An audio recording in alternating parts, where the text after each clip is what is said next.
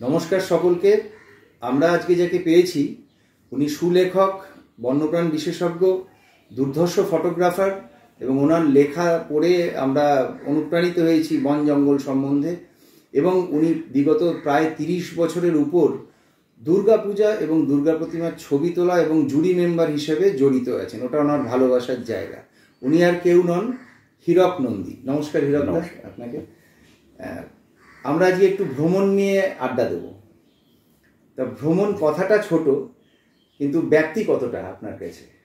ভ্রমণ আমার তো সারা জীবন জুড়ে প্রায় ভ্রমণের পিছনেই সময় কাটিয়ে দিলাম আর কি। মানে ঘুরতে চাই, অন্য কিছুটা সময় তো কলকাতায় থাকতেই হয়, না হলে তো আর ঘোরার জোগাড়ও করা যায় না, জোগাড় হয়ও না। ঠিক তো, কিন্তু পারলে তো সারা জীবনটাই ঘুরে বেড়াতে হয়। একদম। আর আপনি তো ঘুরে বেরিয়েওছেন। হ্যাঁ, বেরিয়েছি। আর এমনিতে তো জীবনটাই লোকে ভ্রমণের সাথেই কম্পেয়ার করে সবসময়, যারা বলেন যে পুরোটাই জার্নি ঠিক মানুষের। সেই হিসেবে সত্যি খুব মানে ভ্রমণের ব্যক্তি তো মানে কথায় প্রকাশ করা খুব শক্ত। জীবনের প্রথম ভ্রমণ বাবা মার সাথে বোধহয় পুরীতে।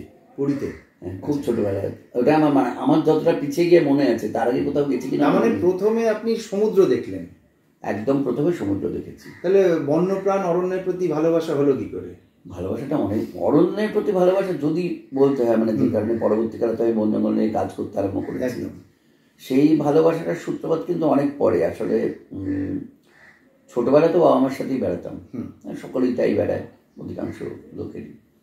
তো প্রথম স্বাধীনভাবে বেড়াতে যাই বোধহয় আমরা যখন প্রথম মাধ্যমিক পরীক্ষা দিই। আচ্ছা, প্রথম মাধ্যমিক কথাটা আমার মুখ দিয়ে বেরোলো। মানে মাধ্যমিক পরীক্ষা দিয়েছিলেন, ইনসিডেন্টালি সেটা প্রথম মাধ্যমিক পরীক্ষা ছিল, মানে এখনকার সিস্টেমের। আচ্ছা, যাই হোক, তো সেই জন্য বোধহয় প্রথমটা বলেছি। মাধ্যমিক পরীক্ষার পরে প্রথম আমরা বন্ধুরা একসাথে বেড়াতে গেছিলাম। সেটা একটা বিশাল মুক্তি, মানে যা খুশি তাই কর। মাধ্যমিকের পরে আমার প্রথম বেড়াতে যাওয়া বন্ধু বান্ধবের সঙ্গে, মানে প্রথম স্বাধীনতাটা কি জিনিস বুঝতে পারলাম আর। কারো মাথার উপরে কেউ নেই, নিজের খুশি মতো বেড়াচ্ছি, গাছ শিলায়। এবার তারপরে বেড়াতে যাওয়া শুরু।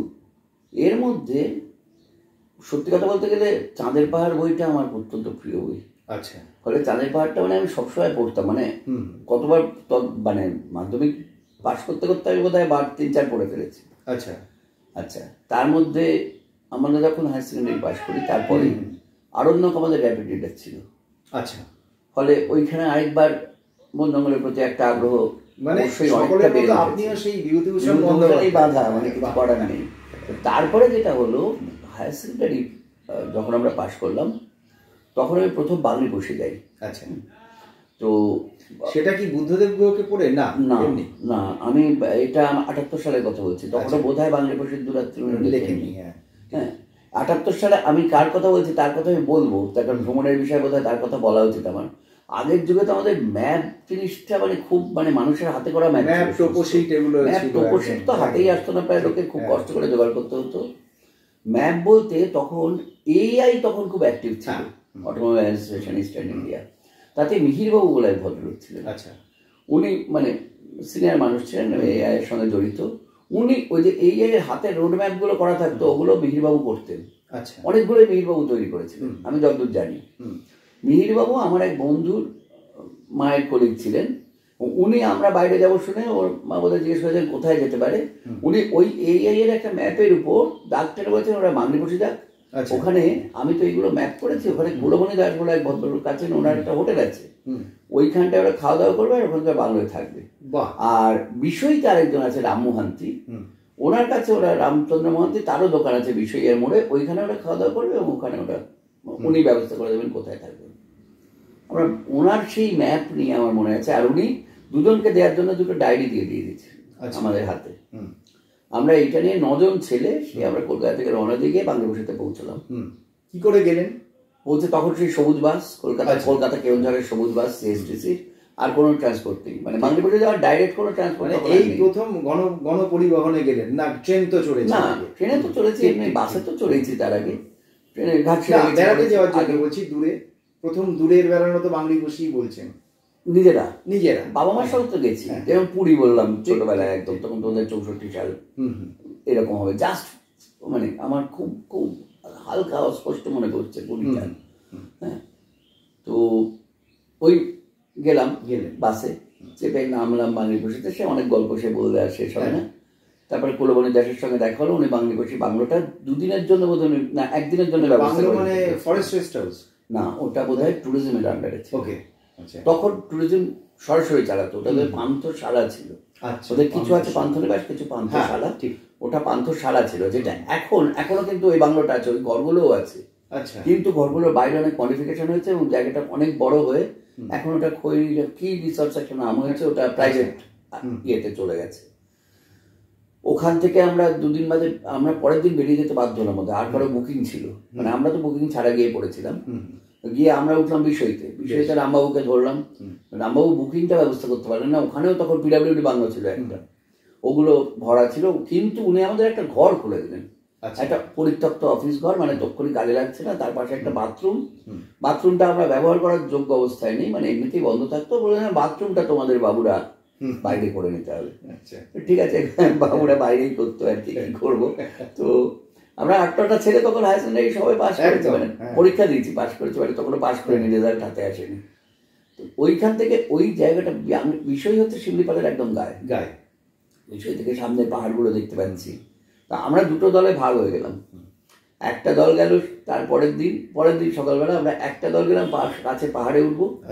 আরেকটা দল গেল হচ্ছে খৈরিকে দেখতে। তখন খৈরি বেঁচে আছে শিমলিপালে, যোশীপুরে। খৈরি আর একটা হায়না, ওরা চলে গেল যোশীপুর। কোথায়? যোশীপুর খুব কাছে বিষয় থেকে।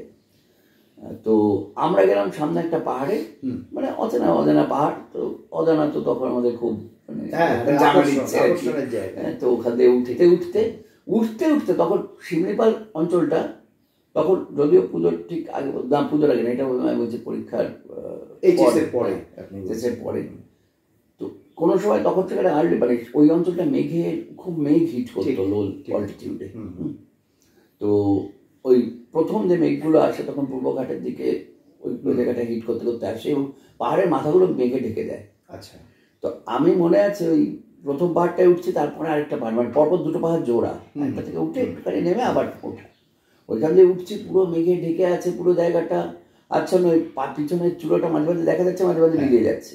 আমার মনে হলো সেই চাঁদের পাহাড়ের ডেসক্রিপশনের মধ্যে ঢুকে গেছে আর ঠিক, মানে চাঁদের পাহাড় ঠিক বিভূতিভূষণ যেভাবে বর্ণনা করছেন, ভীষণ ভালো লেগেছে। মানে ওই সময় শিমলিপালটায়, ওইটা হচ্ছে শিমলিপালের ঠিক বাইরেটা, মানে শিমলিপালের ঠিক মধ্যে নয়, জঙ্গলে। ওই খুব ভালো লেগেছিল এলাকাটা। তখন সুযোগ পাইনি, এটা হচ্ছে 78 সালের কথা বলছি।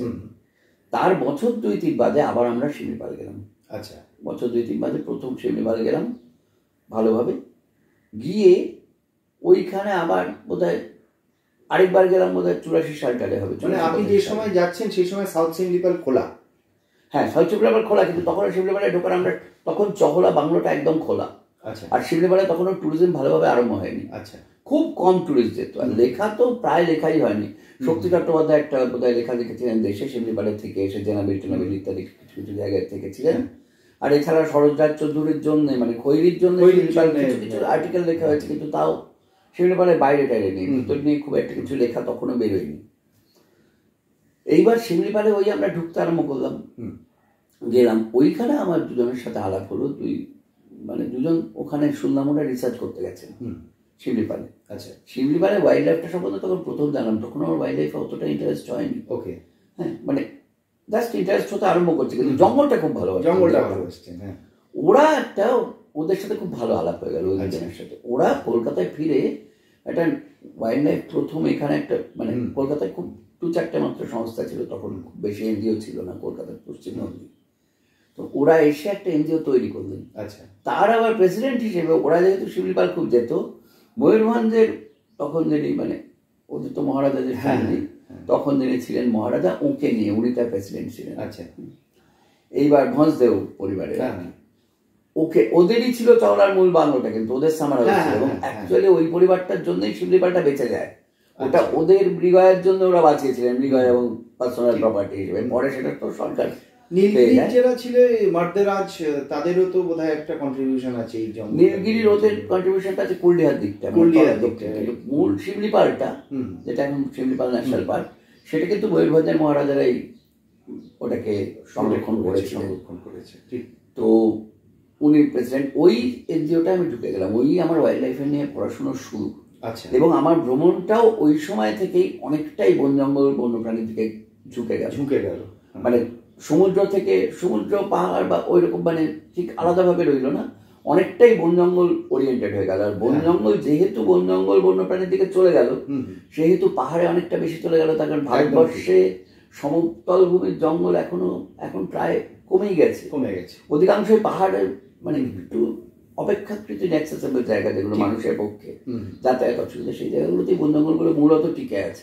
ফলে পাহাড়ের ভ্রমণটাও অনেক বেড়ে গেল ঠিক তুলনামূলকভাবে। ওই ধরনের সমুদ্র থেকে কিছুটা সরে এলাম। প্রথম পাহাড় কবে গেলেন, কোথায় গেলেন? প্রথম পাহাড় বলতে গেলে তো ঘাটশিলা বলতে হয়। তখন তো ফুলডুগলি আমার কাছে পাহাড় বলবেন না, বলছি তখন তো ফুলডুগলি আমার কাছে পাহাড়। মানে প্রথম উঠছি তো তখন মনে হলো ফুলডুগলি কত বড় একটা জায়গা। তারপরে তো দেখা গেল সেটা তো মানে এখন তো টিলা বলতেও, শেষবার যখন গেছিলাম তখন মনে হচ্ছে সত্যি এটাকে দেখেই কতটা পাহাড় ভাবতাম। সে ফুলডুগলি শুধু নয়, যেমন ফুলডুগলি তো আমরা প্রথম ঘাটশিলা গিয়ে দেখলাম, তারপরে মৌভান্ডার গেলাম, মৌভান্ডার থেকে মোসাবেনি গিয়েছিলাম। মোসাবেনির আশপাশে খুব পাহাড় আছে ছোট ছোট, তার একটা মাথায় উঠেছে। আর মাথায় উঠে আমার মনে হলো ওটা খুব সুন্দর লেগেছিল। ওগুলো আমার কারণ কিন্তু এই পাহাড় জঙ্গলের দিকে ঘেঁষে যাওয়া। ঠিক মোসাবেনির সেই পাহাড়টার উপরে উঠেছি, তখন তো পাহাড় দেখলে উঠতে ইচ্ছে করতো, হেঁটে হেঁটে পারতামও। তো টুক করে উঠে হেঁটে উপরে উঠে গেছি। উপরে উঠে দেখি সেই পাহাড়টা একটু বিচ্ছিন্ন ছিল। আচ্ছা। চারদিকে খালি পাহাড়, মানে মনে হচ্ছে আমি একটা ঢিলের মতো মাঝখানে পড়েছি, চারদিকে ঢেউ উঠেছে আর কি ওই রকম। ওই মোসাবেনির ওই পাহাড়টা থেকে মানে আমার প্রায় চারদিকে ঘেরা সবুজ আর নীল পাহাড়।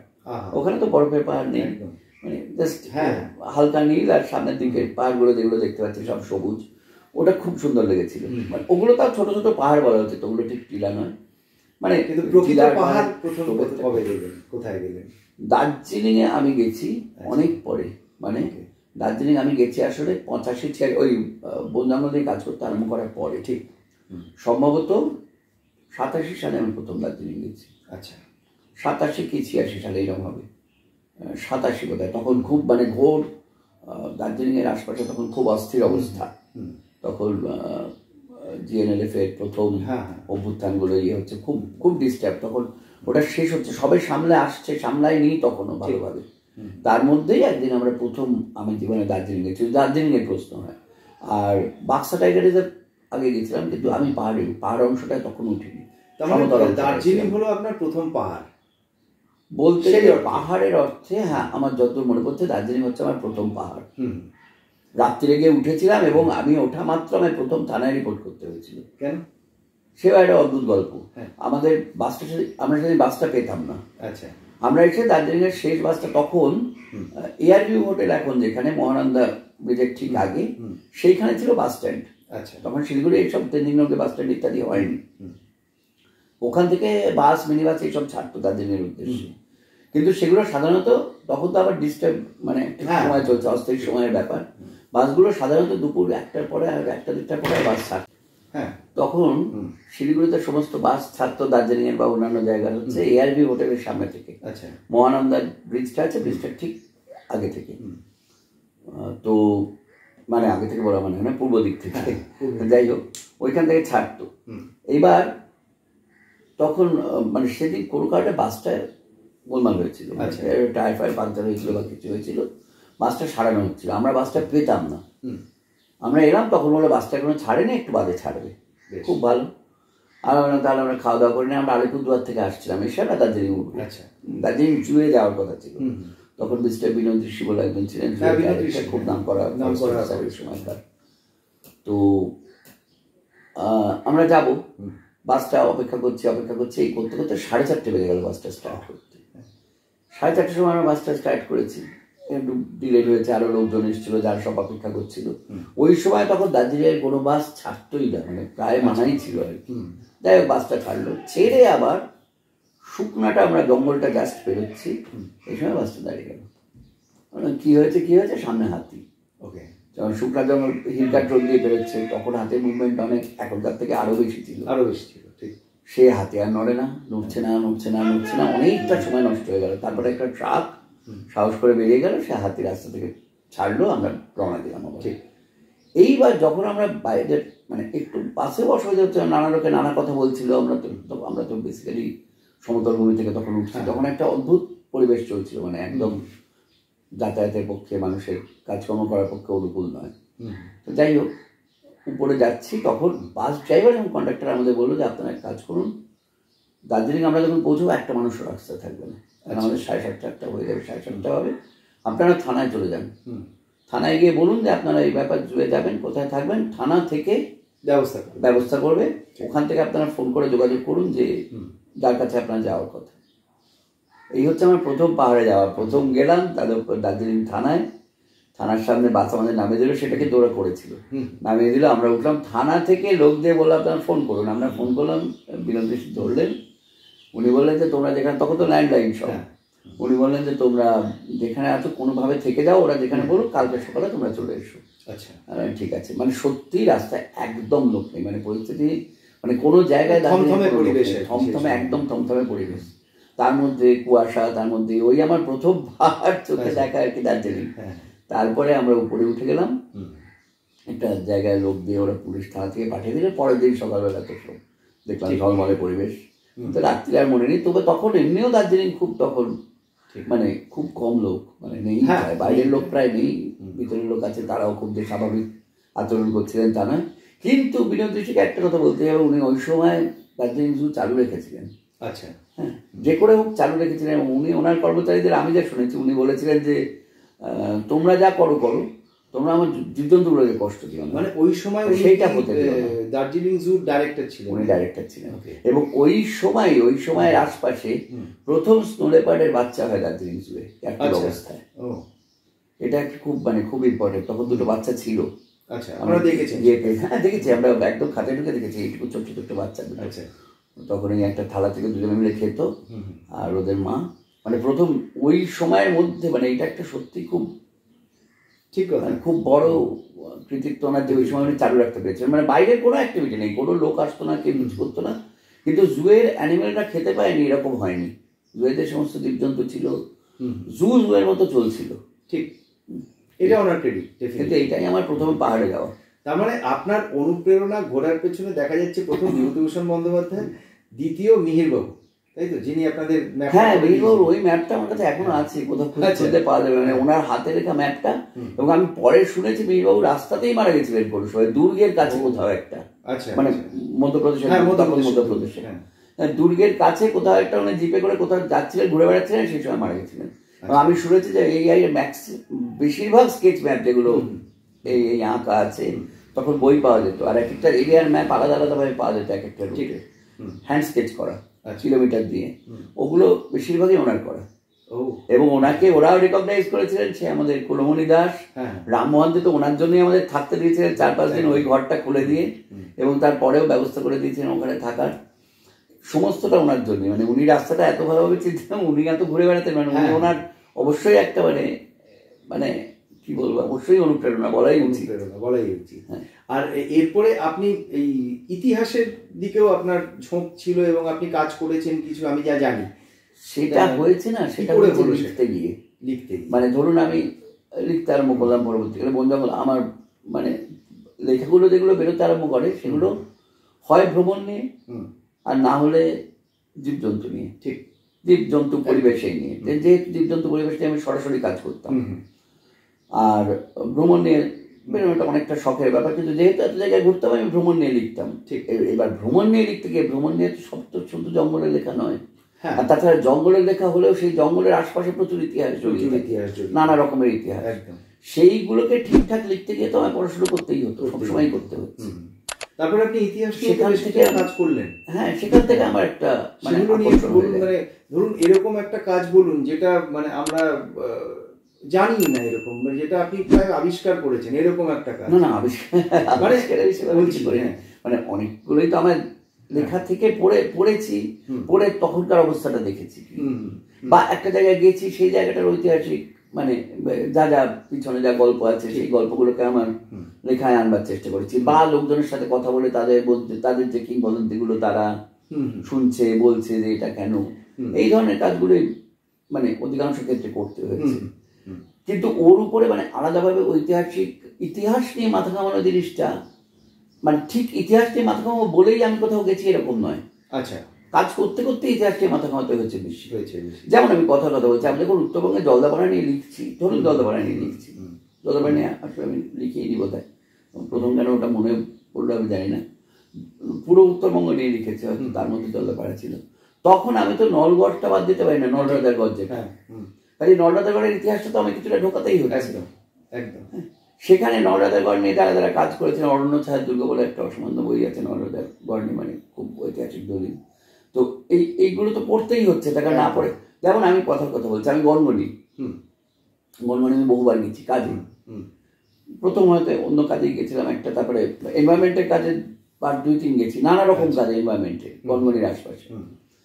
এইভাবেই একবার গিয়ে আমরা প্রথম গনগনি দেখলাম। আচ্ছা, এই যে প্রথমবার যেবার গনগনি দেখলাম সেটা আমার স্ত্রীর সাথে গেছিলাম, সেটা অন্য কাজে, ওর অফিসের কাজে গেছিলাম, আমি সঙ্গে গিয়েছিলাম। প্রথম যখন গনগনি দেখলাম, গনগনিটা দেখে তো ভীষণ ভালো লেগেছে। এবার আমার মনে হচ্ছে গনগনিটা লিখবো। এবার গনগনি লিখতে গিয়ে আমি গড়বেতের ইতিহাস পড়তে আরম্ভ করলাম। পড়তে গিয়ে দেখলাম গনগনির ইতিহাস কোথাও তার প্রাকৃতিক সৌন্দর্যের থেকে মানে কোনো অংশে খাটো নয় আর কি, মানে সেটাকে বাদ দিলে কিছু থাকে না। তাই গনগনির ইতিহাস শুরু হচ্ছে মানে বহু প্রাচীনকাল, মহাভারতের সময় থেকে সাপোজ গনগনির ইতিহাস শুরু হচ্ছে, যদি আমরা পুরোটাকে সত্যি বলে ধরে আনি। বক রাক্ষসের মারা যাওয়া, মহাভারতের পাণ্ডবদের ওখানে আশপাশে থাকা, এগুলো কিংবদন্তির মধ্যে আছে। তারপরে ওখানকার মন্দির, সর্বমঙ্গলা মন্দির, খুব প্রাচীন। এরপরে চুয়ার বিদ্রোহ বা ওই বিদ্রোহ ওই সময়কার, সেটা খুব গনগনির সাথে জড়িয়ে আছে। ওই ইতিহাসটা পড়তে আরম্ভ করে আবার ওখানকার মানে খুব কতগুলো প্রামাণিক বই আছে ওখানকার। যেমন একটু আগে আপনার সাথে আলোচনা হচ্ছিল তারাফেনী অঞ্চলটাকে নিয়ে। হ্যাঁ, তারাফেনী অঞ্চলটা বেলপাহাড়ি নিয়ে এখন লিখতে গেলে তারাফেনী অঞ্চলটাকে, ওইসব জায়গায় প্রাচীন সভ্যতার অনেক নিদর্শন পাওয়া যায়। ঠিক, এবং এটা অনেক জায়গাতেই পাওয়া যাবে। পশ্চিমবঙ্গের বিশেষত বিভিন্ন অংশে পুরোনো কালের সভ্যতার বা মানুষের যে বসবাস ছিল তার প্রচুর নিদর্শন পাওয়া যায়। এইগুলোকে আমরা বাদ দিয়ে আমাদের পক্ষে অসম্ভব। যেমন তামাজুরির সঙ্গে জড়িয়ে আছে। হ্যাঁ, তার পাশে লালজল গুহা। হ্যাঁ, ওগুলো মানে কোন যুগের কি, মানে বহু প্রাচীন যুগের সমস্ত তাম্রপ্রস্তর যুগের বা তারপরে পরবর্তীকালের সভ্যতা, এইগুলোকে বাদ দিয়ে তো আমি জায়গাটা নিয়ে লিখতে পারছিলাম, লেখাটা অসম্পূর্ণ হয়ে যায়। কাজে একটা জায়গা হয়তো আমি প্রাকৃতিক সৌন্দর্যের জন্যই গেছি, বা সেখানে ফেসিলিটি আছে বলে গেছি, বা নতুন ঘুরতে পারছি বলে গেছি, জায়গাটা নতুন বা অপেক্ষাকৃত আছে না, কিন্তু যখনই সেটা নিয়ে কাজ করছি আশপাশটা তো আমায় লিখতেই হচ্ছে। যেমন বরন্তী আমি প্রথম যাই বোধহয় 2000, এবং আমি জানি বরন্তী আপনার অত্যন্ত প্রিয় একটি জায়গা। অত্যন্ত প্রিয় জায়গা। যখন প্রথম গেছি তখন ওখানে বরন্তীর কয়েকজন মাত্র ডাক্তার বন্ধু, তারা মিলে একটা জমি কিনে একটা বাড়ি করেছেন, ওইখানে লোকজন মাঝে মাঝে থাকতে দিত, যেমন আমরা গিয়ে পড়েছিলাম। ঠিক, এবার বরন্তী নিয়ে আমি যখন লিখতে গেলাম তখন আমি তার আশপাশের ইতিহাসটা তো লিখতেই হবে, তার জন্য আমি বরন্তীর আশপাশের মন্দির কোথায় কি আছে না আছে, এমনকি গড়পঞ্চকোটের কথাও মেনশন করতে হবে। এবার গড়পঞ্চকোট সম্বন্ধে, গড়পঞ্চকোট যখন প্রথম ফরেস্ট ডেভেলপমেন্ট কর্পোরেশনের বাংলোটা হয় তখন ওইখানে বাংলোটা হয়েছিল, আর ওর ঠিক কাছাকাছি আরেক ভদ্রলোক ছিলেন ডিসি বোস। উনি খুব চেষ্টা করছেন ওই অঞ্চলটা যাতে মানে পর্যটনের একটা কেন্দ্র হিসেবে তৈরি হয়। সত্যি বলতে কি ওনার উৎসাহেই ওই জায়গাটা পর্যটন কেন্দ্র হিসেবে পঞ্চকোট জায়গাটা অতটা মূল্য পায় পরবর্তীকালে। ওনার নাম হয়তো কেউ জানে না, কিন্তু উনি সমস্ত সরকারি লোকজনকে ডেকে এনে তাদের আকৃষ্ট করে ওইখানে টেনে নিয়ে এসেছিলেন। ঠিক, মানে উনি এত ভালোবাসতেন জায়গাটা। ওনার আগ্রহে ওনার একটা ছোট্ট জমির উপর ওখানকার লোকাল ছেলেরা প্রথম হোমস্টেটা তৈরি করে, আর ফরেস্ট ডেভেলপমেন্ট কর্পোরেশন গিয়ে, তখন মনোজ নন্দে ছিলেন, উনি অত্যন্ত ফরেস্ট অফিসার ছিলেন, উনি প্রথম অ্যাকচুয়ালি ফরেস্ট ডেভেলপমেন্ট কর্পোরেশন করে বন বিভাগকে একদম সরাসরি পর্যটনের সঙ্গে জড়িয়ে ফেলেন। ওনার সময় থেকেই ওটা আরম্ভ হয় ভালোভাবে, আমি যতদূর জানি। উনি গড়পঞ্চকোটে বাংলোটা করেন, ওই বাংলোটা তৈরি হওয়ার ঠিক আগে আমি গেছিলাম এবং তখন আমি লিখেছিলাম ওটা নিয়ে। এবার গড়পঞ্চকোট যখন আমি লিখতে গেলাম তো পুরো গড়পঞ্চকোটের ইতিহাসটা পড়তে হবে, কেন গড়পঞ্চকোট, তার রুইন্স, তার যে অবশেষগুলো ছিল, এমনকি উপরের অবশেষ গড়পঞ্চকোটের এখন যে মন্দিরটা যে অবস্থায় আছে সেটা দেখতে ঠিক পুরোনো অবস্থাটা বোঝা যায় না। আগে আরো ভাঙাচোরা অবস্থায় ছিল, কিন্তু আরো অনেক স্বাভাবিক অবস্থায় ছিল যেন, এখন লকডাউন করে একটু অস্বাভাবিক হয়ে গেছে। হ্যাঁ, অন্যরকম হয়ে গেছে, আর একটু আগের মতো করে রাখা উচিত ছিল। সেটাও তো একটা বিজ্ঞান, হ্যাঁ, যেটা আমাদের আর্কিওলজিক্যাল সার্ভে অফ ইন্ডিয়া অনেকটা যত্ন নিয়ে করেন, সেটা অতটা যত্ন নিয়ে ওখানটা হয়নি, হলে ভালো হতো। ওখানে আবার উপরে আরেকটা ধারা বলে একটা জায়গা আছে, ঠিক গড়পঞ্চকোটের মন্দিরটা যেখানে, তার উপরে ওইটা একটা জলের সোর্স, ওখানে একটা ভাগা মন্দির ছিল, সেটাতেও গেছিলাম। সেটাও বোধহয় এখনো লোকজন যায়, গিয়ে পাথর টাথর পড়ে আছে। তখন ওটা একটু মন্দির ফর্মে ছিল, শুনেছি পরে ওটা ভেঙে পড়ে গেছে। এইগুলো সব তো দেখতে যেতে হয়েছে। ওখানে একজন ভদ্রলোক ছিলেন হীরালাল শান্তিকারী বলে, উনি আবার তখন ওখানে এই ধরনের অবশেষগুলো অধিকাংশ সময় দেখা যায় স্থানীয় কোনো কোনো মানুষ তারা নিজেদের আগ্রহে এগুলো কাজকর্ম করেন, বাঁচিয়ে রাখেন, তথ্য সংগ্রহ করেন, লোকজনকে নিয়ে যান। তাদের মধ্যে ওই রকম গর্বদেবটা একজন ছিলেন হীরালাল শান্তিকারী, ওনার নাম ছিল। উনি নিয়ে গেছিলেন আমাদের। হ্যাঁ, সেটা একটা গুহা, একটা সম্ভবত জৈন গুহা। ওখানে মেডিটেশনের জন্য গুহাটাকে ওরা ধ্যান করতেন বা কিছু করতেন। পাহাড়ের মধ্যে একটা ছোট্ট ঢোকার জায়গা, ঢুকেওছি সেখানে। তার গায়েও একটু দেয়াল চিত্র মতো আছে। ওগুলো ওইগুলো লিখতে পারলাম, একদম দেখলাম। না হলে তো লেখাটার মানে প্রথমত অসম্পূর্ণ থেকে যায়, এক নম্বর আগ্রহও জাগে না, লেখাটাও খারাপ হয়ে যায়। এগুলো লিখতে পারলে একটু ভালো হয় আর কি। এবার আমাদের একটু আলোকপাত করুন যে আপনি এই পুজোর ব্যাপারটার সাথে কিভাবে জড়িয়ে গেলেন। পুজোর ব্যাপারটা আমি একটা জড়িয়েছি। পুজোর ব্যাপারটা আমি যেহেতু লেখালেখি করতাম, তখন পুজোর ব্যাপারটা জড়িয়েছে আমি এশিয়ান পেইন্টস শারদ সম্মান, তো অনেকেই নাম শুনেছেন, অবশ্যই নাম শুনেছে সবাই। তো এশিয়ান পেইন্টস শারদ সম্মান শুরু হয় 85 সালে। তখন ওটা ওগিলমি অ্যান্ড ম্যাথার বলে যে বিজ্ঞাপন সংস্থা ছিল কলকাতায়, ওরা এই পুরো আয়োজনটা করতেন। ওরাই কোম্পানির সঙ্গে মিলে এই কনসেপ্টটা তৈরি করেছিলেন যে আমরা যে উৎসবকে ধরে একটা ক্যাম্পেনিং করব, ব্র্যান্ডিং হবে, এশিয়ান পেইন্টসের নাম মানুষের মনে গেঁথে যাবে ইত্যাদি বলে এটা একটা প্ল্যানিংটা ওরা করে। 85 সালে ওটা শুরু হয়। আমি 85 সালে ছিলাম না ওদের সঙ্গে। তখন কি হতো, বিজ্ঞাপনের জন্যে ওরা যাতে মানে লোকের মধ্যে এশিয়ান পেইন্টস নামটা ছড়িয়ে পড়ে এবং কম্পিটিশনটা আরো ভালো হয়, কম্পিটিশনটা সম্বন্ধে যাতে লোকের একটু উন্মাদনা হয়, একটু আগ্রহ হয়, সেই জন্য কাগজে অ্যাডভার্টাইজ বেরোতো, খবরের কাগজে পুরো পাতাটা বিজ্ঞাপন প্রপত্র বেরোতো, একদম খবরের কাগজের মতোই দেখতে প্রপত্রটা, যেটা সাধারণত হয়ে থাকে বিজ্ঞাপন প্রপত্রে। তো কিন্তু একদম বোঝা যেত না, মানে ওটাতে যেহেতু একটাই মাত্র অ্যাডভার্টাইজমেন্ট থাকতো, বিজ্ঞাপন প্রপত্রে সাধারণত অনেক বিজ্ঞাপন থাকতো, ওটাতে একটাই বিজ্ঞাপন থাকতো এশিয়ান পেইন্টসের, সেও খুব ছোট করে, বাকিগুলো সব খবর থাকতো। এই বিজ্ঞাপন প্রপত্রগুলো তৈরি হতো খুব স্বাভাবিক যে ওগিলমি অ্যান্ড ম্যাথারের ক্রিয়েটিভের ঘরে। তো ওইখানে আমি প্রথম এই দুর্গাপুজো, ওই লেখাগুলো ভরাতে হবে তো, এবং সেগুলো দুর্গাপুজো সংক্রান্তই হতে হবে। ওইখানে প্রথম ওই রিসার্চ এবং লেখালেখির কাজে আমি যুক্ত হলাম ওয়াইনেমের সাথে। যে বছর আমি যুক্ত হয়েছিলাম, এটা 90 দশকের শুরুর দিকে, যে বছর আমি যুক্ত হয়েছিলাম সে বছরে আমি প্রথম শর্ট লিস্টিং এ জড়িয়ে পড়ি। ওগিলমি অ্যান্ড ম্যাথারে তখন শর্ট লিস্টিং করছে, ওদেরই পুরো ক্যাম্পেইনটা ছিল তখন ওর ইয়েতে। ওই করে ওই ক্যাম্পেইনিং এবং লেখালেখি এই দুটোর জন্য আমি জড়িয়ে পড়ি ক্রিয়েটিভটা। মানে 15-20 দিন আগে থেকে জড়িয়ে পড়তে পারি। শুরু আপনার? হ্যাঁ, ওই শুরু। ওইখান থেকে আস্তে আস্তে অ্যাকচুয়ালি প্রথম এশিয়ান পেইন্টস শারদ সম্মান সম্বন্ধে লোকের আগ্রহটা বাড়তে সেটা ওই 90 দশকেরই প্রথম দিকে আস্তে আস্তে জিনিসটা তো মানে বাড়তে থাকছিল। ওটা বাড়তে মানে সবার মধ্যে আগ্রহটা মানে আসতে আরম্ভ করে 90 দশকের শুরু থেকেই প্রায়। কাজে আমি শুরু থেকেই প্রায় ওটা দেখতে গিয়েছি। এবং তারপরে পরিবর্তনটা আস্তে আস্তে একটা পরিবর্তন বলবো না, বিবর্তন বলবো কি জানি না আমি কি বলবো, নাকি অনেকে পুনর্জন্ম বলেন মানে রেনেসাঁ হিসেবে, কিন্তু মানে যেটাই বলা উচিত, সত্যি তো একটা বিরাট পরিবর্তন হয়েছে। এবং ওই পরিবর্তনটাই আমি মনে করি, মানে যত বিতর্কই থাকুক, ওই পরিবর্তনটাই কলকাতার পুজোকে আজকে এই অধরা সাংস্কৃতিক ঐতিহ্য, যেটা ইনট্যাঞ্জিবল কালচারাল হেরিটেজ, যেটা ইউনেস্কোর, এই স্বীকৃতিটা কিন্তু ওই পরিবর্তনটার জন্যই এসেছে। হ্যাঁ, মানে ওই পরিবর্তনটার জন্যই ধর্মীয় কলকাতা পুজোর যে মানে ধর্ম সংক্রান্ত যে ব্যাপারগুলো আছে, পুজোর যে ধর্মীয় দিকটা, তার পাশাপাশি সাংস্কৃতিক দিকটাকে এতটা তুলে ধরেছে, এবং সেটা তার পরিশেষে আর কি সেটা অর্থনৈতিক দিকের সঙ্গে জড়িয়ে ফেলেছে, সাধারণ মানুষের অর্থনৈতিক সঙ্গে এতটা ভালোভাবে জড়িয়েছে। এবং ওই পরিবর্তনটা আমি ওই সময় থেকে নিজের চোখে দেখতে আরম্ভ করি, এবং যেহেতু ওই একটা দিক থেকে তো ইনভলভ ছিলাম, তো সেই জন্যে ওইভাবে জড়িয়ে পড়ি আর কি। 30-32 বছর হয়ে গেছে, ওটা থেকে আর বিচ্ছিন্ন হয়নি। একদম। এবারেও আছেন? হ্যাঁ, থাকবো তো বটেই। আর তাছাড়া অন্য কিছু হোক না, কোভিডের সময় প্রায় কোনো প্রতিযোগিতা হয়নি, ঠিক, বা কিছুই হয়নি, খুবই কম, বা হলেও সেগুলো অনলাইন হয়েছে। কিন্তু কোভিডের সময় আমি কিন্তু নিজের আগ্রহে আমি কিন্তু ঘুরে বেরিয়েছি। আমি বলেছি প্রত্যেকটা কিন্তু আমি দেখেছি, যেরকম দেখি সেবারেও কোনো পরিবর্তন হয়নি। হয়তো একটু রিস্ক ছিল, কিন্তু যতটা পুজো কমিটি হতো পুজো করছিলেন, তো কাজেই আমরাও গেছি, দেখেছি। ঠিকই তাই। আচ্ছা, এত জায়গা আপনি ঘুরেছেন, আপনার অভিজ্ঞতা প্রচুর, ভৌতিক বা আধ্যাত্মিক কোনো অভিজ্ঞতা আছে? দুটোই আছে, একদম নেই বলবো না। এখন এখানে কতগুলো জিনিস বলতে হয়। আমরা কলকাতা শহরের আবহাওয়ায় মানুষ তো ঠিক। তারপরে আরো একটা কথা বলবো নিশ্চয়, দীর্ঘ বামপন্থী আবহাওয়ার মানুষ আমরা। আমি কলকাতায় মানুষ, পশ্চিমবঙ্গে আবহাওয়ার মানুষ, ঠিক। দীর্ঘকাল বামপন্থী সংস্পর্শে আমাদের থাকতে হয়েছে নানাভাবে। আমরা মানি না মানি আমাদের মতবাদ বা সে প্রসঙ্গে আমি যাচ্ছি না।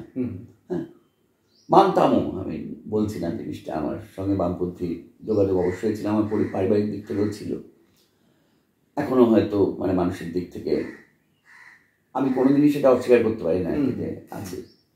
এইবার আমরা ছোটবেলা থেকে অধ্যাত্ম এবং ভৌতিক এই দুটো জিনিসকেই, ভৌতিক আদিভৌতিক যাই হোক, দুটো জিনিসকেই আমাদের অস্বীকার করতে শেখানো হয়েছে। মানে সেটাই আমাদের সবসময় যেন আমাদের মানে এটাই শেখানো হয়েছে যে আমাদের এর পিছনে কারণটা অনুসন্ধান করা উচিত, যেটা বৈজ্ঞানিক এবং যেটা ভৌত কারণ, যেটাকে নানা রকম বিজ্ঞানের সাথে আমি আমার মতো করে সেটাকে এক্সপ্লেন করতে পারছি।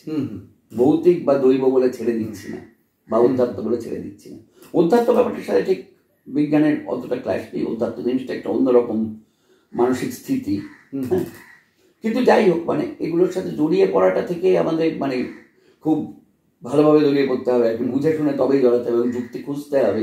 এরকম একটা শিক্ষা ব্যবস্থার মধ্যে দিয়ে আমরা বড় হয়েছি। ঠিক, কাজে দুম করে ভৌতিক বা আধ্যাত্মিক বলতে একটু বাধে এখনো।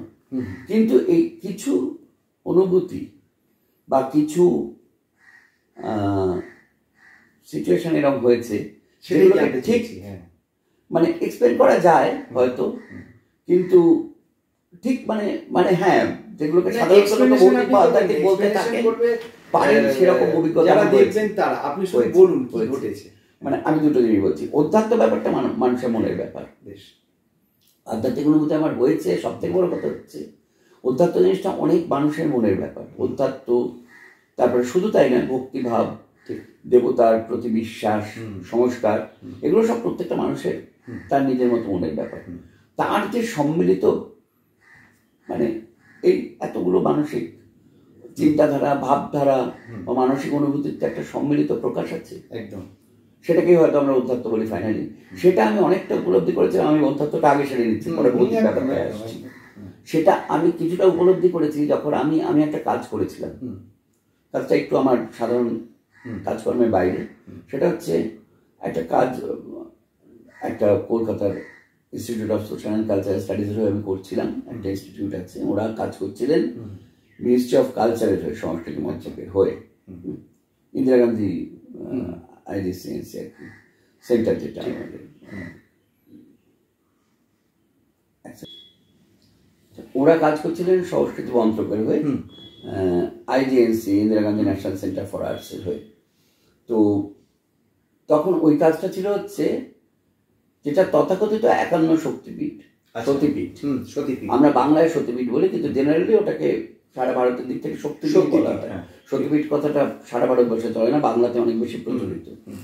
কিন্তু 51 সতীপীঠ বলতে আমরা যা বুঝি, 51টা সতীপীঠ নিয়ে। ঠিক এইটা নিয়ে আমি কাজ করছিলাম।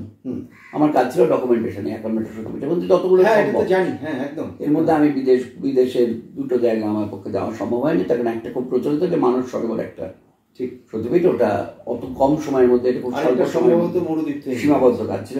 হিংলাজ এবং পাকিস্তানে আরেকটা আছে। আচ্ছা, প্রথম জিনিসটা বলি যে 51 পীঠ নিয়ে প্রচন্ড মতবিরোধ আছে। মানে 51 পীঠের যে 51 পীঠ হতে পারে বা এটাই 51 পীঠের একটা, এরকম ক্লেম অনেক আছে, 100-এর উপরে। তার ভিতর আমরা যেগুলোকে খুব মানে প্রবল মনে করেছিলাম, যে প্রবল সম্ভাবনা যে এগুলো হওয়ার, সেগুলোকে আমরা বেছে নিয়েছিলাম। কতগুলো নিয়ে কোনো কনফিউশন নেই, মানে একেবারেই কোনো মতবিরোধ নেই। যেমন কালীঘাট একটা, হ্যাঁ, কামাখ্যা একটা, তাও মতবিরোধ আছে হচ্ছে কেউ কেউ মনে করেন যে 16টা শক্তিপীঠ, কেউ মনে করেন 51, কেউ মনে করেন 52, কেউ মনে করেন 55, সব আছে। কিন্তু এইগুলো নিয়ে সাধারণ অবস্থায় কোনো মতবিরোধ নেই। সেই রকম 51টা নিয়ে আমরা কাজ করছিলাম। এর মধ্যে পাকিস্তানের দুটো বাদ পড়েছিল। পাকিস্তানের একটা সারদা পীঠ আছে নীলামবাড়িতে, সারদা পীঠ আর হিংলাজ, এই দুটো আমরা যেতে পারিনি, তখন পরিস্থিতি ছিল না। আর চীনের ওইটা যেতে পারিনি, মানুষ সব ওই স্বল্প সময়ের মধ্যে পারমিশন নেই বা অন্যভাবে আমাদের পক্ষে যাওয়া সম্ভব ছিল না। বাকিগুলো আমরা যেগুলো সন্ধান পেয়েছিলাম, কভার করেছিলাম, আমি একটা আমরা খুঁজে পাইনি। আমি এখনো বলছি যেটা কালমাধব শক্তিপীঠ বলে প্রচলিত, মানে যেটা আছে আমাদের মানে কাগজে কলমে যে কালমাধব বলে একটা শক্তিপীঠ থাকার কথা, এই কালমাধবটার নির্দিষ্ট লোকেশন কোথায় সেটা আমরা অন্তত খুঁজে পাইনি তখন ওইটুকু সময়ের মধ্যে, বা যতটুকু আমরা পড়াশোনা করতে পেরেছিলাম আমরা খুঁজে পাইনি। ঠিক 50টা। এই শক্তিপীঠের কাজটা যখন আমি করছিলাম তখন এই জায়গাগুলো আমায় যেতে হয়েছে। তখন আমার সময় সময় মনে হয়েছিল যে হ্যাঁ, এটা একটা, এর ভিতরে মানে এমন কিছু আছে যেটা মানে মানুষের সাধারণ মানে জ্ঞান বুদ্ধির বাইরে বলতে আমি বলছি না এর মধ্যে কিছু না বোঝা বা নাই আছে, মানে এটার মধ্যে একটা হচ্ছে শক্তি নিহিত আছে যেটা আমরা এখনো জানার মতো করেছি। এই শক্তিটাকে আমরা এখন আমরা বিজ্ঞাপন বলে বিজ্ঞানের সরি এখন আমরা বিজ্ঞানের আওতায় আনতে পারছি যুক্তি বুদ্ধি দিয়ে। ঠিক, হয়তো একদিন আসবে, এটা হয়তো বিজ্ঞান ঠিক, কিন্তু এর ভিতরে হয়তো মানুষের সম্মিলিত শক্তি, তাদের এতগুলো বিশ্বাসের। এটা বিশেষ করে কোন জায়গাটায় গিয়ে আপনার মনে হয়েছিল? কোন শক্তি? একাধিক জায়গায় মনে হয়েছে। হঠাৎ মনে হয়েছে যেন আমি এক একটা অদ্ভুত পরিবেশে দাঁড়িয়ে আছি। আচ্ছা, যেমন জ্বালামুখীতে আমার মনে হয়েছে, তারপরে নেপালের যেটা শক্তিপীঠ পশুপতিনাথের পাশে, ওটার নাম হচ্ছে গুজ্জেশ্বরী, ওখানে মনে হয়েছে। ওকে, তারপরে অনেক জায়গায় মনে হয়েছে, মানে সেটা একটা দুটো করে বলা খুব শক্ত। তারপরে আমরা গেছিলাম আলমপুরে শক্তিপীঠে, ওটা হচ্ছে তুঙ্গভদ্রার তীরে ওদের শক্তিপীঠটার নাম হচ্ছে আমি এক্ষুনি ভুলে যাচ্ছি, যোগুলাম্বা। আচ্ছা, ওখানে মনে হয়েছে। মানে এরকম কয়েকটা জায়গায় আমার মনে হচ্ছে হ্যাঁ, আমি একটা অদ্ভুত কিছুর মধ্যে আমি দাঁড়িয়ে আছি। কোনো একটা মানে একটা অদ্ভুত একটা অনুভূতি আমার হয়েছে। তার মানে এই নয় যে সে অনুভূতিটা, এটা হয়তো আমার বহু পড়াশোনা, আসা বা তাদের প্রভাব, হয়তো পরিবেশটার প্রভাব, এই যে গন্ধ, এই যে সামনে একটা মূর্তি, দেবী মূর্তি, তার মধ্যে মুহূর্তের পরিবেশে আর কি আপনার হয়তো মনে হয়েছে। হ্যাঁ, এটার মধ্যে আমি কিছু খুঁজতে যাচ্ছি না, দরকার হচ্ছে বলে কোথায় কি মনে হচ্ছে বলছি। ঠিক, ভৌতিক দিকটার ব্যাপারে আমি বলবো আমার কতগুলো এই ধরনের মানে বলা হচ্ছে যে এই ধরনের কিছু অভিজ্ঞতা আছে। এর ভিতর দুটো ভাগ করা যায়, একটা হচ্ছে ভূত সম্বন্ধীয় আর একটা হচ্ছে ভৌতিক অভিজ্ঞতাটা। ভূত সম্বন্ধীয় মানে যেটা আমি অদ্ভুত অভিজ্ঞতা হয়েছে, পরে শুনেছি যে হ্যাঁ এর সাথে ভূত সংশ্লিষ্ট, ভূত জড়িয়ে আছে। আর আরেকটা হচ্ছে নিজেরই একটা অনুভূতি হয়েছে যেটা ঠিক স্বাভাবিক নয়। আচ্ছা, যেমন আমি বলছি, এটা বলতেই বলবেন এটা খুব অদ্ভুত, এটা খুব প্রচলিত যে সেখানে ভৌতিক নানা রকম অনুভূতি হয়। সেটা হচ্ছে আমাদের কালিম্পংয়ের মর্গান হাউস। মর্গান হাউসে আমি এটা বলছি আপনাকে 90-92 সালের এইরকম সময়কার কথা। মর্গান হাউসে গিয়েছিলাম, আমি একটা ছোট্ট ঘরে ছিলাম, এটা আমি খুব ছোট করে বলছি। ওখানে একটা অনুভূতি আমার হয়েছিল, আমার মনে হয়েছিল আমি ঘুমিয়ে পড়েছিলাম, স্বপ্ন দেখছিলাম। আমার মনে হয়েছিল যে কেউ একটা মানে দেয়ালের মধ্যে দিয়ে হাত দিয়ে আমায় স্পর্শ করে করে দেখছি। আচ্ছা, হ্যাঁ, আমি মনে করছিলাম যে আমি জেগে গেছি, আমি উঠতে পারছি না। হ্যাঁ, উঠবার চেষ্টা করছিলাম, স্পর্শ করে দেখছি একদম তলার দিক থেকে শুরু করে মাথায় আমার কপাল স্পর্শ করে হাতটা চলে গেল, আমার ঘুমটা ভেঙে গেল। তখন আমি দেখলাম তখন আমার সত্যি ঘুমটা ভেঙেছে। আচ্ছা, আমি আগে ভাবছিলাম যে আমার ঘুমটা ভেঙে গেছে, অথচ আমি উঠতে পারছি না।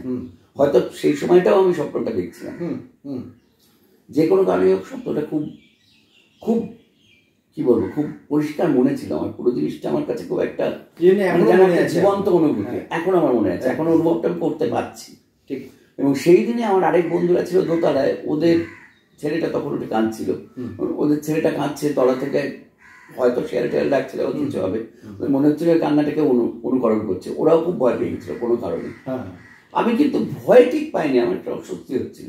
হ্যাঁ, ওইটা একটা খুব অদ্ভুত একটা সিঙ্গেল রুম ছিল তখন ডান্স হাউসে। মানে ওইটা থেকে একটা দরজা করে সোজা মাঠে বেরিয়ে যাওয়া যেত গান।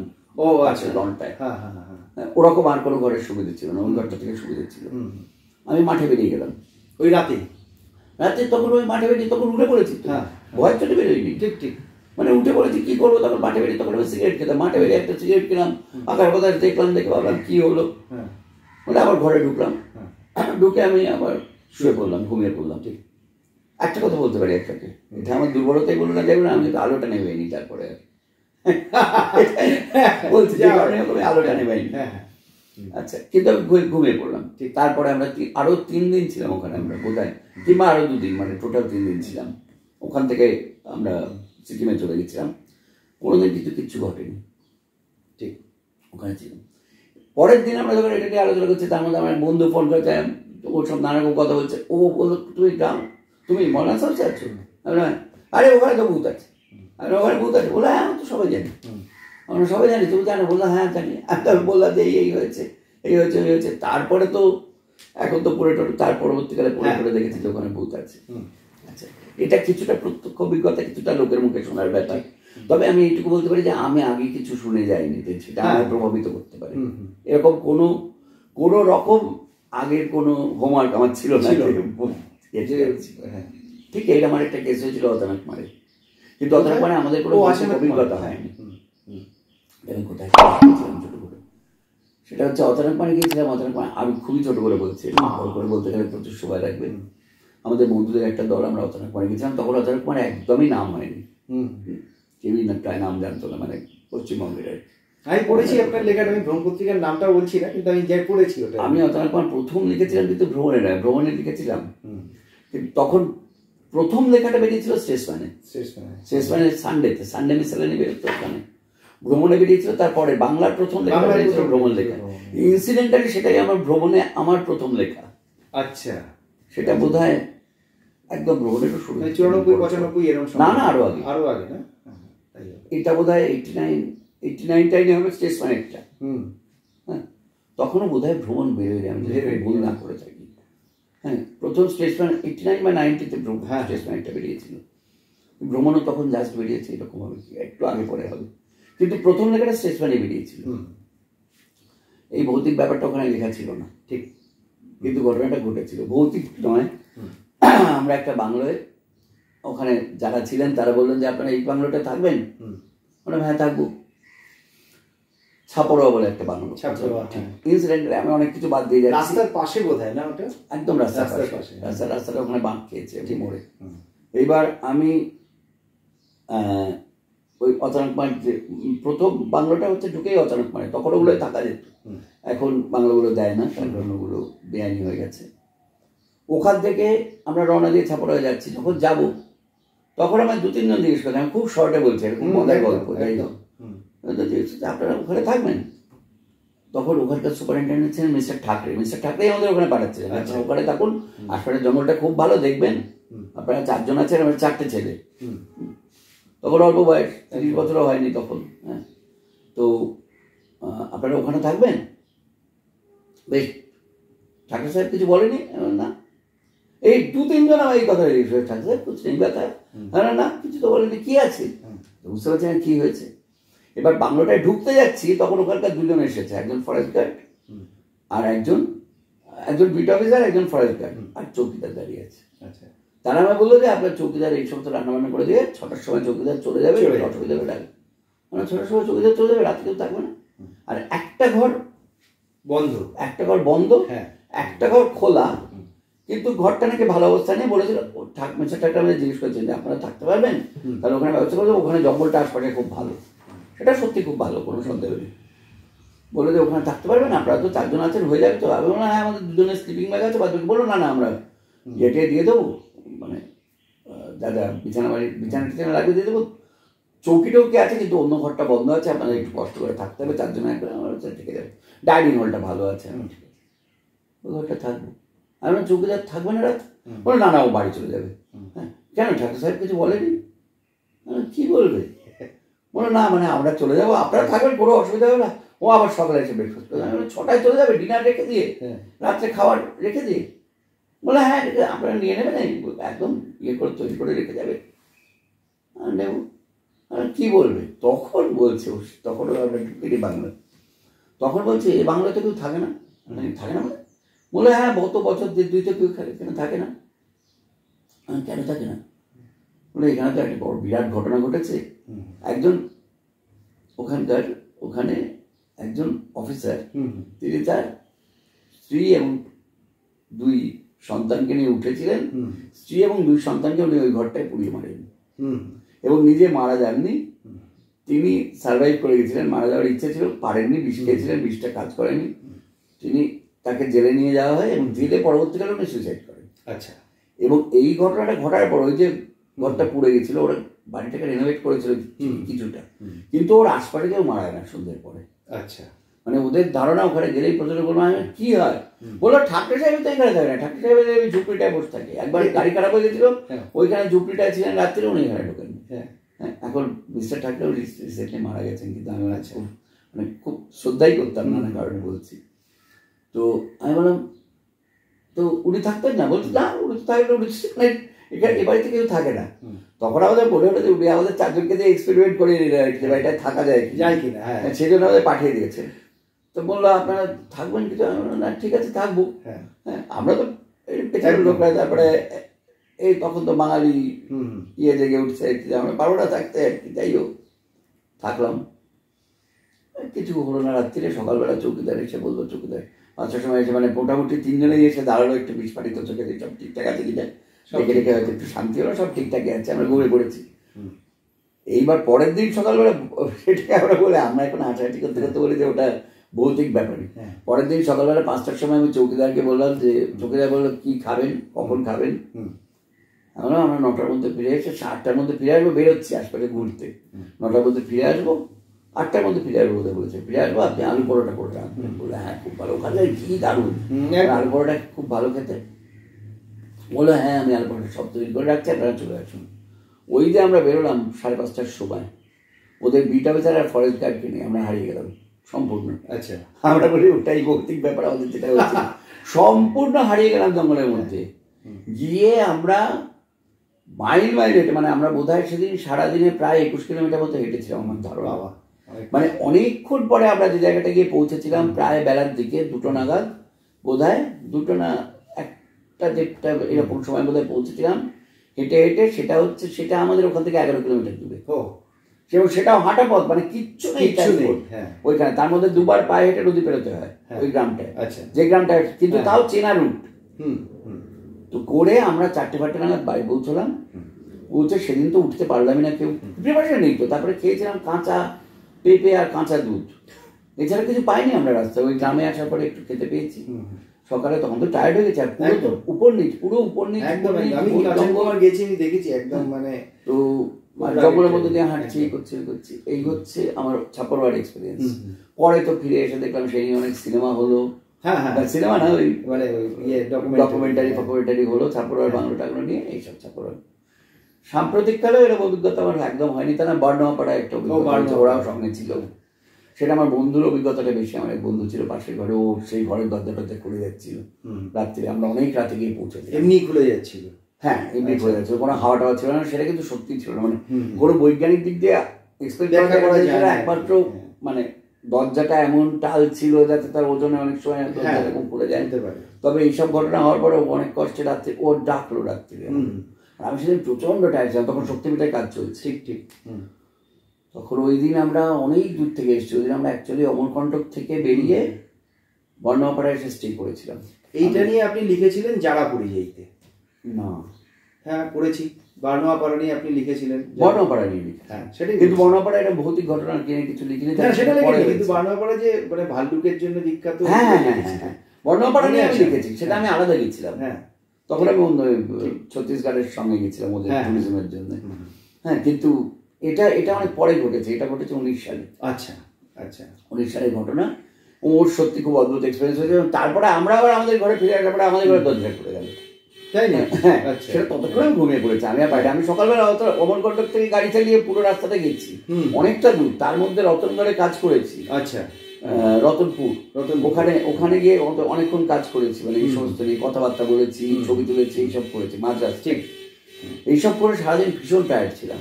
ফলে আমি ঘুমিয়ে পড়েছি। ওরা যখন আমায় ডাকবার চেষ্টা করেছে, আমার এক মেয়ে আর তার মা, ততক্ষণ আমি ঘুমিয়ে পড়েছি। আমি বলছি কিছু তো হচ্ছে না, ঘুমিয়ে পড়ছে, হবে। তারপরে তো আমাদের ঘরের দরজাটা খুলে গেল। ও তো প্রায় ঘুমোতে পারছিল না, মানে আমার অন্য বন্ধু ওই ঘরে একা ছিল। ও শেষ অব্দি ঘুমিয়ে পড়লো, কিন্তু খালি ঘুমোচ্ছে আর দরজা খুলে যাচ্ছে। আর তারপরে ওইসব এগুলো করাই যায়। অনেক সময় দরজায় টাল ফাল থাকলে সেরকম। এটা কি ঠিক যে আটকানো অবস্থাতেও খুলছে? তাহলে একটু না, ছিটকিনি দেওয়া অবস্থায় ছিটকিনিটা লাগানোই যাচ্ছে না, ছিটকিনি দেওয়া অবস্থায় খুলছে, খুলতেই পারে। কিন্তু তাতেও খোলাটা সত্যি খুব অস্বাভাবিক ছিল। অনেক সময় ভ্যাকুয়াম হয়ে দরজা খুলে যায়। মানে ধরুন একটা ঘরে বন্ধ আছে, তো একদিকে দরজা খুললে অন্যদিকে দরজা প্রেশার পড়ে, ঠিক সেরকম সিচুয়েশনে নয়। মানে আমরা সব রকমের আমাদের যতটা আমাদের জ্ঞানে বিজ্ঞান যতটা যায় ততটা দিয়ে আমরা চেষ্টা করেছি, সেরকম কিছু এক্সপ্লেনেশন পাইনি। তবে আমাদের কোনো ক্ষতিও হয়নি। ঠিক, বা সেরকম কোনো ভয়ঙ্কর ভৌতিক ঘটনা সেটাও ঘটেনি, কিন্তু মানে বোঝা যাচ্ছে ঘটনাটা অস্বস্তিকর, একদম ভালো বুঝছি। এবং আমার স্ত্রীও সেই রাত্রে একটা মানে ঘরে ফিরে আসার পর নানা রকম স্বপ্ন দেখে, সেটা হতে পারে ওইটার ইম্প্যাক্ট। আচ্ছা, কিন্তু আমাদের ঘরের দরজাটাও খুলে গেছে, এটাও ঘটনা। আচ্ছা, তো এরকম আর কি, এইসব ঘটনা ছোটখাটো অনেক ঘটেছে, এই তিনটেই মেইন যেটা ঘটেছে। আর ভাষা নিয়ে কোনো জায়গায় অসুবিধায় পড়েছিলেন? ভাষা নিয়ে অসুবিধা হয়নি, ভাষা নিয়ে নানা রকম মজার মজার ঘটনা ঘটেছে। আচ্ছা, বহু একটা বলুন। ভাষা নিয়ে আমি শক্তিপীঠের সময় খুব নানা রকম অসুবিধায় পড়েছিলাম। আচ্ছা, এমনি কিছু না, ভাষা নিয়ে প্রথম যে অসুবিধাটা আমার হচ্ছিল সেটা হচ্ছে দক্ষিণ ভারতে আমি যখন কাজ করেছি, দক্ষিণ ভারতীয়রা অন্যের ভাষা বলতে চায় না, সেটা একটা ইস্যু। জানে না সেটাও কিন্তু ঘটনা, মানে ওরা জানবার প্রয়োজন বোধ করে, কাজে ওদের সাধারণ মানুষ জানে না, ওদের ওটা ছাড়াই জীবন দিব্যি চলে যাচ্ছে, আমাদের চলে না একদম। তো দক্ষিণ ভারতীয়রা কাজে ওরা অনেক কনসাস, ওরা কিন্তু চেষ্টা করছে আমায় সাহায্য করতে। একটা জায়গায় হয়েছে ব্যাপারটা উল্টো হয়েছিল, মানে যেটা বলছি যে ওরা বলবেই না। আচ্ছা, সেটা একটা জায়গায় কন্যাকুমারীতে আমি ফেস করেছিলাম, কিন্তু ওখানকারই একজন অফিসার এসে তখন আমায় সাহায্য করলেন। উনি ইনস্ট্রাক্ট করলেন যে না ওনাকে বলো, সে আমায় বলছে না তুমি সেই হিন্দিও বলবে না, ইংরেজিও বলবে না, লোকাল ল্যাঙ্গুয়েজে। আর আমি তাকে যেটা বলবার চেষ্টা করছি, আমি আমার লোকাল ল্যাঙ্গুয়েজ তো বুঝবে না, ঠিক বাংলাটা তো সে বুঝবে না একদম, বা আমিও বলতে পারবো না, সে কিন্তু হিন্দিটা বুঝছে, কিন্তু হিন্দিটা ভালোভাবে বলবে না। এটা আমার একবারই হয়েছে সমস্যা। আচ্ছা, কন্যাকুমারীতে একটাই ইনস্ট্যান্স, এবং সেখানে আরেকজন সরকারি অফিসার প্রেজেন্ট ছিলেন, তিনি ওখানে, এটা মন্দিরে হয়েছে, কন্যাকুমারী মন্দিরে, তিনি ওখানে পুজো দিতে গেছিলেন, উনি তখন ফিরে জামা কাপড় পরছিলেন। আচ্ছা, পড়তে পড়তে উনি ঘটনাটা শুনে বললেন কি হয়েছে তোমার সমস্যা, বলে আমি বললেন আপনি কেন এসেছেন, আমি বললাম এই কারণে এসেছি। বলে তুমি বলছো না কেন, বলে তুমি বলো, বলে আরেকজনকে ডেকে দিলেন, বলে না না তোমরা বলো এটা কি হচ্ছে, ঠিক বলে উনি ইনস্ট্রাক্ট করেই চলে গেলেন। উনি সিনিয়র অফিসার, ইনস্ট্রাক্ট করতে বাধ্য, ইনস্ট্রাকশন মানতে বাধ্য, মানে খুবই সিনিয়র অফিসার ছিলেন। তো যাই হোক, কিন্তু এটা একটা ফেস করেছেন। কিন্তু এমনি অন্যান্য জায়গায় আমার যা হয়েছে সাউথ ইন্ডিয়ায়, যেখানেই আমার ভাষার প্রবলেম হয়েছে হয়তো, কিন্তু যারা উল্টো দিকে ছিল তার কিন্তু প্রাণপণ চেষ্টা করছিল ব্যাপারটাকে বোঝাতে। হ্যাঁ, মানে তারা আমায় সাহায্য করার চেষ্টা করছে। একটা ইনস্টেন্স বলি, অন্ধ্রপ্রদেশে হয়েছে, সেখানে বললো, সেখানে আমরা খেতে গেছি দুপুরে, এবার আমি একদম ঝাল খাই না, তখন আমার একটু শারীরিক অসুবিধা ছিল, এতে হচ্ছে আমি ঝাল খেতে পারছিলাম না একটা ফেজে। তখন একটা দোকানে গেছি, বিরিয়ানি সব দিচ্ছে, আমরা খাবো ভাবছি। এটা বিরিয়ানিটা আমার সঙ্গে যে ছিল ও টেস্ট করলো, অনিয়ন ছিল আমার প্রায় মানে ভাইপোর মতো আর কি, ও টেস্ট করো, বলে আপনি খেতে পারবেন না, অসম্ভব। আমি তাহলে প্লেন ভাত জোগাড় করতে হবে, প্লেন ভাতের সঙ্গে দেখি কী খাওয়া যায়। এইবার আমরা কিছুতেই বোঝাতে পারছি না প্লেন ভাতটা খাবো, সামনে কেউ খাচ্ছে না যে দেখাবো, জিনিসটা বোঝানোর চেষ্টা করছি কিন্তু বোঝাতে পারছি না। তারপরে মানে আমাদের বাড়ি ওরা একেবারেই উঠছে না। আচ্ছা, শহরের রেস্টুরেন্ট কিন্তু। তো এইসব বলতে বলতে আমি বললাম তাহলে কি করা যায়, আমি বললাম আপনারা যে একটা থেকে একটা থালি দিচ্ছে, থালি বলে চলে গেল, আমি থালি বলে চলে গেল, কোথায় গেল, কোথায় একটা ভিতরে চলে গেল। খানিক্ষণ মধ্যে দেখি আরেকটা লোককে নিয়ে এসছে, একজন লোকটা মানে অল্প বয়সী ছেলে একটা এসে দাঁড়িয়েছে, দেখালো, কি আলি, আলি আলি, আমি বলবো আলি। তখন ওই ছেলেটা আমায় বলছে আপনারা বাঙালি, পরিষ্কার বাংলায়। আমি বললাম হ্যাঁ, বললাম আমি বাঙালি, আপনি বলুন না কি চাই। অ্যাকচুয়ালি ও বাঙালি ছেলে, ওখানে কাজ করে, খড়গপুরের ছেলে, তার নাম আলি।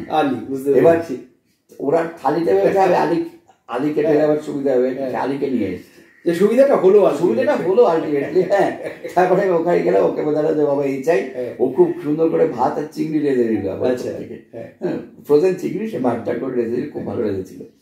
এইসব খেলাম। এইরকম ল্যাঙ্গুয়েজ প্রবলেম আমার মিয়ানমারে হয়েছিল, সে কিছুতে বোঝাতে পারি না। ওখানে গেছি, ওখানে একটা জুয়ে ইয়াঙ্গন, এখন রেগুনকে এখন ইয়াঙ্গন বলে ওরা, তো ইয়াঙ্গনের জুতে গেছি, গিয়ে এবার ওইখানে একটা দোকানে আমি একটু কোল্ড ড্রিঙ্কস খাবো, আমার শখ হয়েছে, আর কিছুতেই বলতে পারছি না যে কোল্ড ড্রিঙ্কস খাবো, কিন্তু আমি ঠান্ডাও খেতে পারি না। আচ্ছা, আমার সঙ্গে জল পড়ে গেছে, আমি কোল্ড ড্রিঙ্কসটা খাবো সেই অবস্থায়। এবার আমি ওকে বোঝাবো যে ঠান্ডা নয়, আমি কিছুতেই বোঝাতে পারছি না। তারপর শেষ হতে ফ্রিজ দেখালাম, সে আমি চেপে চেপে বোঝালাম ঠান্ডা, তখন খুব বলতে দেয় ঠান্ডা ঠান্ডা, ঠান্ডা নয়, তখন বলে আচ্ছা ঠান্ডা নয় বলে, তখন সে উৎসাহিত হয়ে করতে গেলে এটা ঠান্ডা নয়, মানে ফ্রিজের বাইরে আবার দিয়েছি, এক গাল হাসি ওঠে, ও বোঝাচ্ছে আমারও এক গাল হাসিতে আমি বোঝাতে পেরেছি। এরকম হয়ই। সোজা কথায় কারো যদি সদিচ্ছে থাকে যে আমি তোমার ভাষা বুঝবো আর বোঝা যায়, তুমি আমার ভাষা বোঝাবে, মানে তাহলে দুজনের পারস্পরিক সদিচ্ছা থাকলে ঠিকই বোঝা যায়, ভাষাটা প্রবলেমই না, শেষ অব্দি বোঝাই যায়। হ্যাঁ, এবার আমরা একটা র্যাপিড ফায়ার রাউন্ড শুরু করব, বুঝলেন তো? আমি একটু আপনাকে কতগুলো প্রশ্ন করছি, এক কথায় উত্তর দেবেন। তাড়াতাড়ি ভেবে বলতে হবে? আচ্ছা ঠিক আছে, তাড়াতাড়ি ভেবে বলতে হবে। যে আপনি নিজেকে অন্তর্মুখী না বহির্মুখী? তাড়াতাড়ি উত্তর কি করে দেবো? যে কোনো একটা। অন্তর্মুখী। অন্তর্মুখী, আচ্ছা। প্রিয় সিনেমা? এটা কেউ বিশ্বাস করবে কিন্তু, মানে আমার জীবনযাত্রা তার সাক্ষ্য দিচ্ছে না কোথাও। হ্যাঁ, কিন্তু আপনি রিয়েলাইজ করছেন। কিন্তু আমার মনে হয় আমি অন্তর্মুখী, বেশি অন্তর্মুখী। প্রিয় সিনেমা? অনেক। কাঞ্চনজঙ্ঘা। প্রিয়তম যদি বলি? ওই তো প্রথম কাঞ্চনজঙ্ঘা মনে পড়লো। আচ্ছা, প্রথম যেটা মনে পড়লাম সেটা ওটাই বলেছেন, তার মানে ওটাই প্রিয়। হ্যাঁ, আরো তো অসংখ্য প্রিয় সিনেমা আমার, অন্তত এক্ষুনি বলতে হয় প্রায় এক ক্যাটাগরিতে রাখবো, আমি পণ্ডিত করবো না, অন্তত 100টা। আমি প্রচন্ড সিনেমা দেখতে পারি, প্রচুর সিনেমা দেখি। নামটা মনে এসছে কাঞ্চনজঙ্ঘা, প্রথমটা আমার এক্ষুনি কাঞ্চনজঙ্ঘা নামটা মনে এলো। তেমন ওটা স্ট্রাইকিং, মানে সবসময় আপনার কোনো না কোনো ভাবে জড়িত। হ্যাঁ, আমি ওদের দেখানোর প্ল্যান করছিলাম, এদের দেখাবো ভাবছিলাম বলে বোধহয় ওইটা মনে এসছে প্রথম। আচ্ছা, সবচেয়ে বড় আবেগ? বড় শক্ত বোধহয়, মানে যে জিনিসগুলো হারিয়ে যাচ্ছে বা হাঁটতে হাঁটতে জিতে যাওয়াটা, বোধহয় হাঁটতে হাঁটতে জিতে যাওয়াটা কোথাও, মানে আমি বুঝতে পারছি যে আমি আর পারবো না, পেরে উঠছিলাম, সেইখানে যখন পারছি সেটাই বোধহয়। কফি না আমার ক্ষেত্রে কফি। ব্ল্যাক না দুধ কফি? দুধ কফি। ওকে। আচ্ছা, ভোরের পাখি না রাতের পাখি? আবার দুই, তাও ভোরের পাখি। আচ্ছা, ভোরের পাখি তো সবার প্রিয়। এই কদিন আগে ভোরের পাখি নিয়ে লিখতে, রবীন্দ্রনাথ তো ভোরের পাখিকে মানে শুরু থেকে জীবনের শেষ অব্দি, আমি এর মধ্যেও লিখেছি জিনিসটা, শেষ অব্দি জীবন রবীন্দ্রনাথের জীবনে বোধহয় মানে সব থেকে বড় কিছু, কি বলবো, সিম্বলিক কোনো কিছু থেকে থাকে, সেটা সম্ভবত ভোরের পাখি। ঠিক, যাই হোক। প্রিয় ঋতু? আমার সব ঋতুই প্রিয়, তবু হয়তো বর্ষাই হবে। বর্ষা, ধরেই নিচ্ছি বর্ষা। ধরে নিতে হবে, বেশ। আচ্ছা, বর্ষার দিকে পাল্লাটা একটু ভারী আছে। মিষ্টি না ঝাল? এটা আপনি বলে দিয়েছেন, মিষ্টি। ঝাল খেতে পারি না, ঝালটা প্রিয় হবে কি করে? প্রিয় গান? আবার সেই বড় সত্য, ওই মরণ হতে জানা যাবে গানের সুরে, তোমার কাছে এবার মানি। হ্যাঁ, একটা। আবার একটা। এটা হাজার খানেক গান আছে যেগুলো আমার সবটাই ইকুয়ালি প্রিয়। নগর জীবন না গ্রামাঞ্চল? দুই। এগুলো কি করে ভাগ করবো আমি? দুটোর মধ্যে তবু যদি নগর জীবন, গ্রামাঞ্চল, আবার গ্রামনগরের বাইরেও একটা আছে, অঞ্চল আছে। যাই হোক, আমি নগর জীবনে বড় হয়েছি, নগর জীবনেই আছি, শেষ পর্যন্ত হয়তো নগর জীবন। ঠিক। প্রিয় কবি?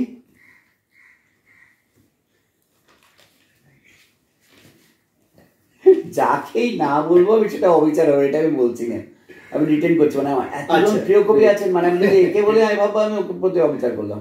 রবীন্দ্রনাথ তো এগুলোর বাইরে, একদম। রবীন্দ্রনাথকে বাদ দিয়ে রাখলেও বলা খুব শক্ত। অবভিয়াসলি জীবনানন্দ আছেন তার মধ্যে, রবীন্দ্রনাথকে বাদ দিলে আমি জীবনানন্দই বললাম, অথবা ওদের দুজনকেই বললাম একসাথে, বা আরো তো অনেকেই আছে।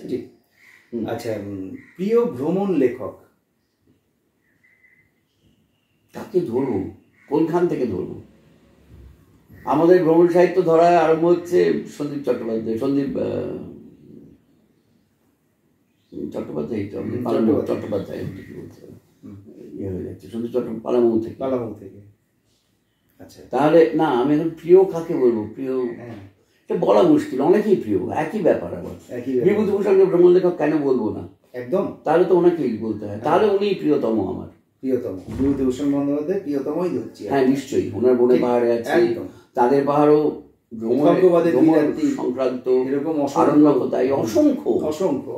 বিভূতিভূষণকেই ধরবো। ঠিক। আচ্ছা, প্রিয় ফটোগ্রাফার?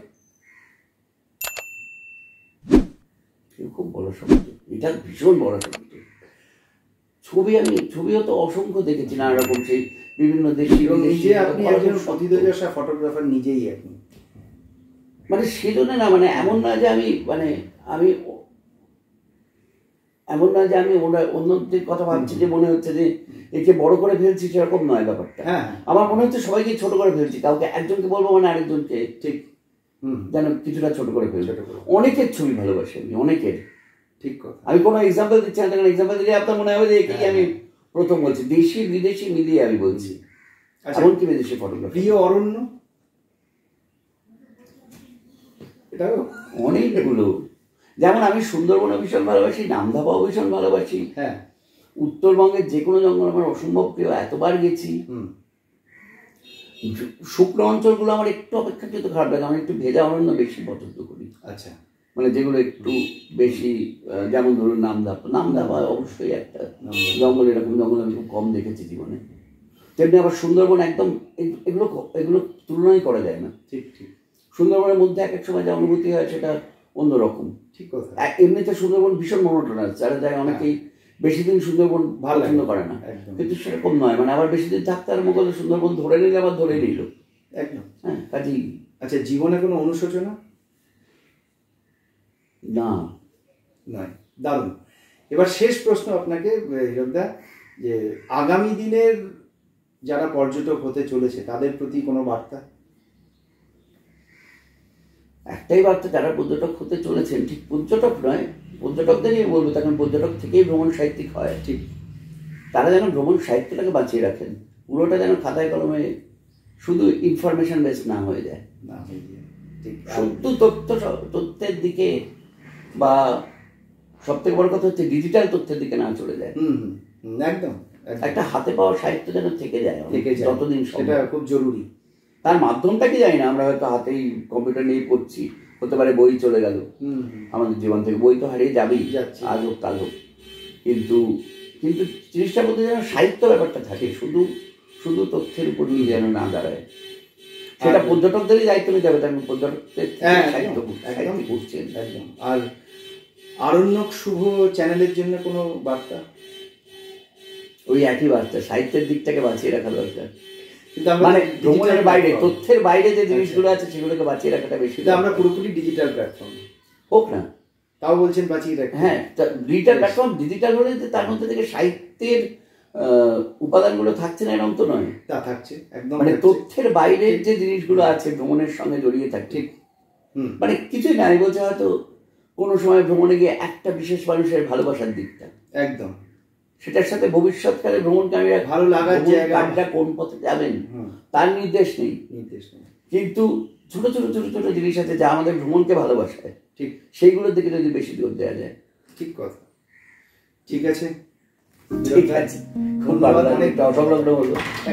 ঠিক আছে।